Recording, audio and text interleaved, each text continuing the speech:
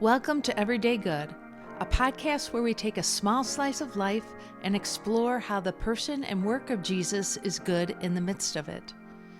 We can find ourselves in situations where we want to impress others, or at least not look weak. Pursuing impressiveness and concealing weakness can be exhausting. I'm your host, Laura Kleinschmidt, and in this episode, we will be discussing our desire to impress. Today, my guest is Justin Searles. Welcome, Justin. Thank you. Glad to be here. Yeah, glad that you're here. I'm excited to talk about our topic today. And before we do that, I wonder if you could just share a little bit about your season of life first. Sure.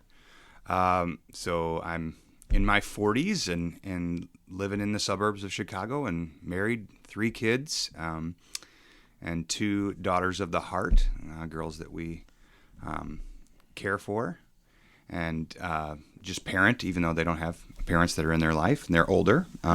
So that's a challenge and a joy at the same time. Yeah. And I'm also pastoring a church, and I'm loving that too. So Great. That's life. I wonder, do you have any hobbies? Yeah, I would say my biggest one is disc golf. Oh, yeah. Yeah, so we just got the disc golf stuff out yesterday because it was sunny, and didn't think we'd be playing in February, but we gave it a shot. Yeah, that's great. Mm-hmm. Well, you were sharing with me a situation, and I just wondered if you'd share with our audience Sure. a little bit about that.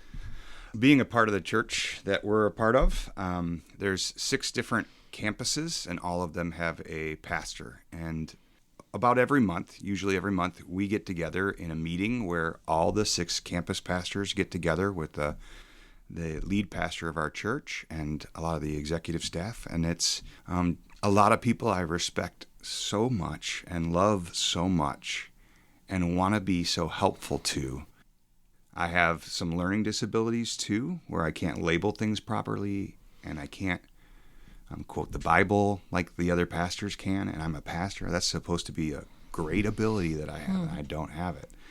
And that's not because I'm not in the Bible. I just don't have that ability. And so that makes me insecure. So I'm always looking to compensate for something. So yeah, the best way to, I guess, explain it is I'm trying to impress them with everything I've got, all the skills that I've got. And I'm also trying to conceal all my inadequacies or flaws. And so that's hard to do.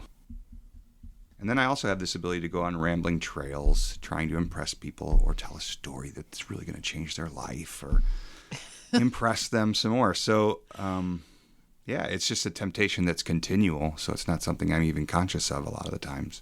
Yeah. And so any thoughts that are going through your head during these meetings, or when you realize, oh, I'm talking a lot, or I'm telling all these stories, or anything going on there that you want to share? Yeah. I feel like my motives are kind of corrupt, and I just want to be impressive. That I'm not speaking for those reasons, that I'm really speaking to just impress people. And if I'm honest, that's sometimes a motive that I've had over the years that I've continued to struggle with. Just even being as a pastor, I want to be impressive when I speak. I want to be impressive when I relate with people, when they call me into an emergency situation. I just want to be impressive. But that's the place that it's worst is when I walk into this meeting with all these people that I think so much of, who I want to impress. Laura, do you have anything like similar or along the same lines? Yeah, it is similar, a little different. So last week I went to the library to get a new book, and I parked in the underground parking garage, which has quite a few of those pillars in it. And I guess you have to keep all that concrete elevated, and these pillars do that. And I was thinking, I have to be careful when I back out because these pillars are pretty close to the car. So in the library, I saw somebody I knew and hadn't seen for a while, and we talked for a while. I was thinking about that conversation, and I was backing out and cranking the wheel to get headed in the right direction when I heard crunch. It's hard for me to remember exactly what happened next, but I do remember hearing someone screaming. And I realized it was me. So I got out of the car, saw the damage, and then I pulled away. The bumper of the car curves around the front a bit, and that bumper was pulled out of the car, sticking out. It was drivable, but it looked really bad. There was this bright yellow paint on the car, too.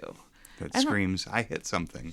Yes. Yeah. Why did they have to use bright yellow? Why couldn't it be dark blue like my car's color? So what are my thoughts, my actions in regards to that? Well, we typically pull into our driveway backwards and leave the car in the driveway until the evening. But this past week, I've been pulling in forward because I didn't want to see my neighbors see the damage. I didn't want them to say, oh, I see you have some damage there. What happened to your car? Also, I remember thinking, okay, where are the places I am going to go this week? Because I want to make sure the other car is available. I don't want to drive this one. It's not because it didn't work. It's just because I didn't want people I knew to ask the question. Let's not advertise our worst moments. That's no fun. Yeah. Exactly. So I wanted to hide, which is interesting because you said the word conceal. Yeah. And actually, my husband and I, we went back to the library parking garage the next day to try to find the pieces of the bumper to see if we could fix it ourselves. And I remember looking at the pillars in the garage and counting how many of them were marked up and doing a little percentage work in my mind. Oh, my goodness. Okay. And I said to him, oh, look, Dave, look at all the pillars in this garage that have marks on them. And then I went on to complain about the library and how they don't know how to make garages. Too many pillars, the spaces are too tight, and on and on. So I did a bit of hiding with pulling the car in a certain way, not wanting neighbors and friends to see. Also a little bit of blaming and complaining and deflecting. So when you talked about concealing and just feeling insecure, inadequate, it's different situations, but a little similarity there too. In regards to the root of it, you shared a little bit about wanting to be impressive. I think for me, I have to ask myself, well, why do I want to hide the fact that I hit something? And why do I want to deflect my driving flawedness by complaining and blaming? And I think it's because I don't want others to think I'm weak. So I think it's a little bit like your situation, but sort of the flip side. It's not that I want them to think super highly of me. I just don't want them to think too low of me. Although you did share a little. Yeah, about that too. I think it's in everybody. I think it's going to be a different combination of both of those. That is a strong motivation in our actions, in our motives for life. So right. Well, this is Everyday Good, where we're taking a small slice of life. You and I have both shared a little slice of life, and we're looking at the goodness of Jesus in it. So in regards to your situation, can you share a bit about that? Sure. So before I go into the meetings, I have to remember what Jesus says about me and what his work has done for me.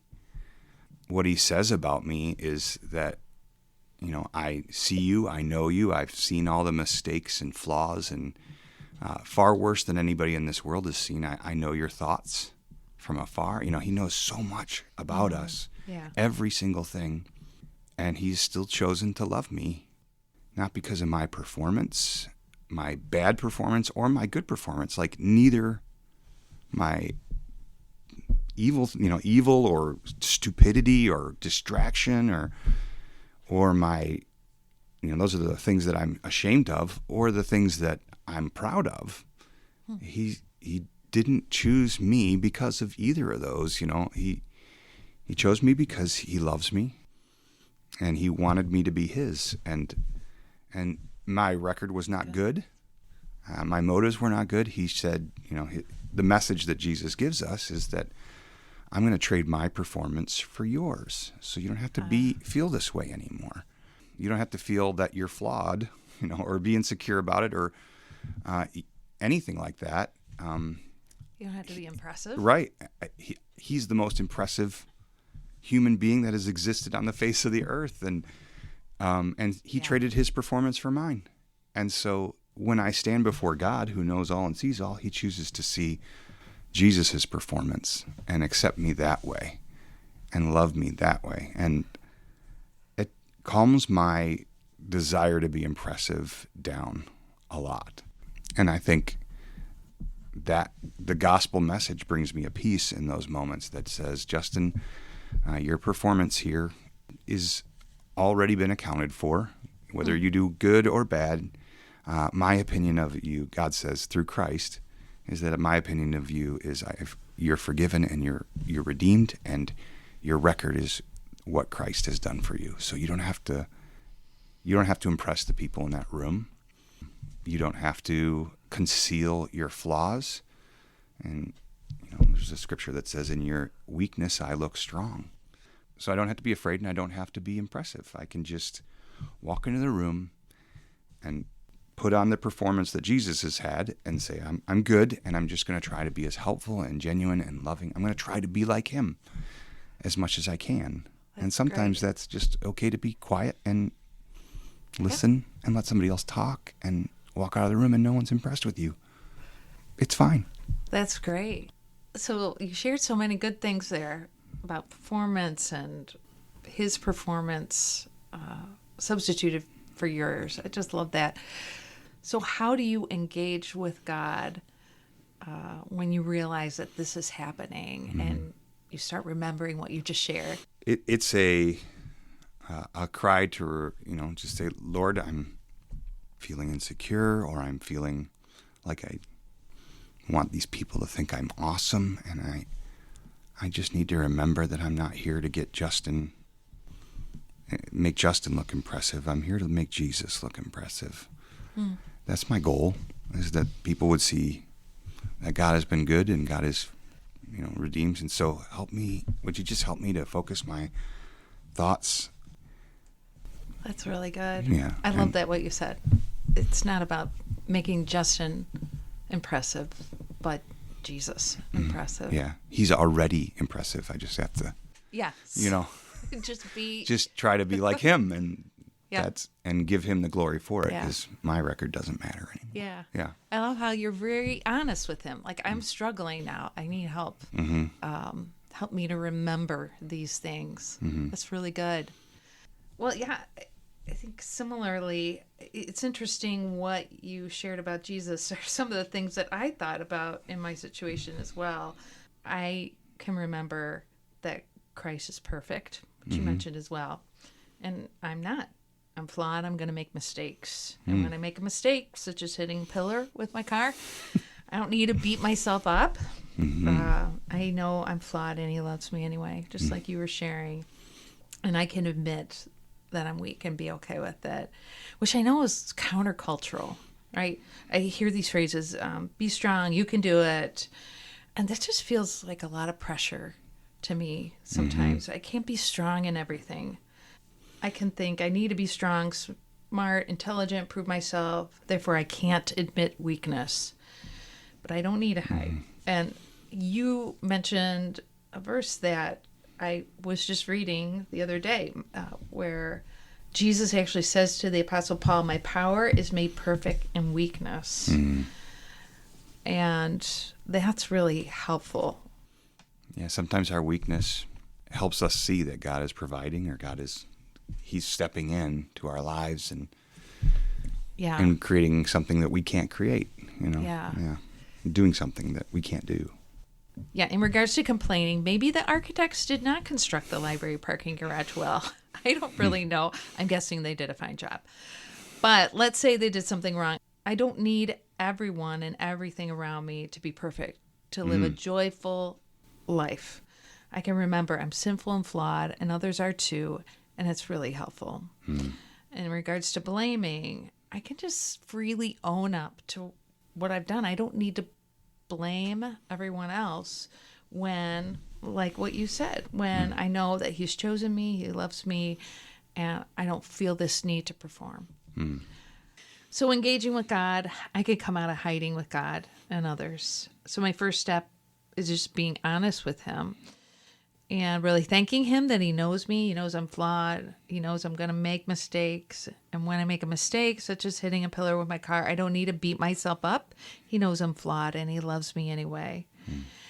And I can confess to him my complaining, my blaming, and actually just ask him to help me through that. And actually I found that it's hard to complain when I'm thanking him. And then I want to ask him to help me remember who I am and who he is, just like you were saying. So weakness is kind of a requirement for the Christian faith, Amen. right? Yeah. It doesn't mean I'm weaselly or I have to say, I go around saying, poor me, I'm such a loser. But no, instead it means I get my strength from someone other than myself. And that's what Paul says. I am content with weaknesses. When I am weak, then I'm strong. So asking him to help me remember that. And that we don't have to conceal. Yes. Or when I look at a lot of situations and I think to myself, why can't I do what everyone else can do? I feel so inadequate and I need to do something else to show I'm still important. And I got to just believe that God has already declared that he loves me. He cares for me. I'm important because he says so. I get emotional thinking about it, but that's why God loves me. He's made me his own through Christ. And thank you. Now I don't have to think I have to impress anybody. I'm just loved because I'm his. Yeah. Yeah. And that's a sweet, sweet thing to know that. Yeah. And there's this rest. Doesn't it bring rest to you when you, I don't know, that's how that affects me. When I remember those sayings, there's just this calm, this rest. Yeah, it's a relaxing of your soul almost when you realize those things that God says about you. Yeah. Right. So how am I engaging with this situation? When I remember these things, I can park the way I usually park, right? With the front of the car facing the neighbors. And I can even tell my neighbors proactively what happened. And I'm starting to do this. I actually just went out to eat with a neighbor friend, and I told her, by the way, last week I just banged up my car at the library. In fact, that same night we were at that restaurant, a tornado siren went off that same night. So this relates. And the server came around and said, we have the basement doors open. Feel free to go down. And I started looking around to see if anyone else was going down there. For some reason, I didn't want to be the first one to go into the basement. Why? I think it's because I did not want to be the weak one, which is crazy. The roof could have gone off and sucked me out, but I wouldn't have been the weak one. So I can be honest about wanting to go to the basement during a tornado, and I can be honest about hitting a pillar. I can try to refrain from complaining and blaming.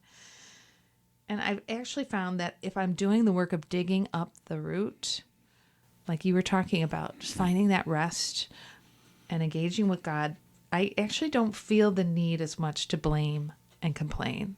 It kind of cuts it off at the root. So we've been talking about a lot of good things here. So just in summary, what are some key things that are really good? Yeah, there's profound relief. I think, what's good about the cross is the profound sense of relief I have that I don't have to impress people. That my performance is not a deal at all as to whether or not I'm loved or not. I'm loved. I'm his. Yeah. So that's a relief. It's like you can just breathe and you don't have to. It's not so much work. Oh my goodness! It's like you don't have to. It's a lot of work to be impressive, and it's a lot of work to conceal your bad bumper. It's it really, is a lot of work, and it's a lot of mental weight. And when Jesus says, "Come to me, all you who are weary and heavy laden," I think that's one of the things that he takes off is this. Yeah. Is this desire to be impressive or conceal my faults? I don't have to do it anymore. Yeah. That's so good. That is really good. Yeah. Not feeling like I have to hide my weakness. For me, it's incredibly refreshing and freeing. It makes my life a lot more simpler too. I don't have to pretend I'm strong with certain sets of people. I can just simply be honest everywhere. A lot of times we want to have the answer or the fix, especially men. We just want to fix a situation or have the solution. Oh, I can relate to that. it's a Actually, rel- that was our last episode. Okay. I'll go back and listen. Anyway, but yeah, that's a relief to say that it belongs. It's over. I'm loved. Anyway, I'm getting off topic. So No, this is the topic. okay. And it's good. It's good. Well, Justin, thank you so much for coming and sharing today. This has just been a joy to talk about this. Yeah. And a relief and so many wonderful things. Yeah, well, we can both So be a glad to little be here. we can both be a little lighter walking out the door today. All right. Well, thank you. See you guys. This is Everyday Good, a podcast where we take a small slice of life and explore how the person and work of Jesus is good in the midst of it.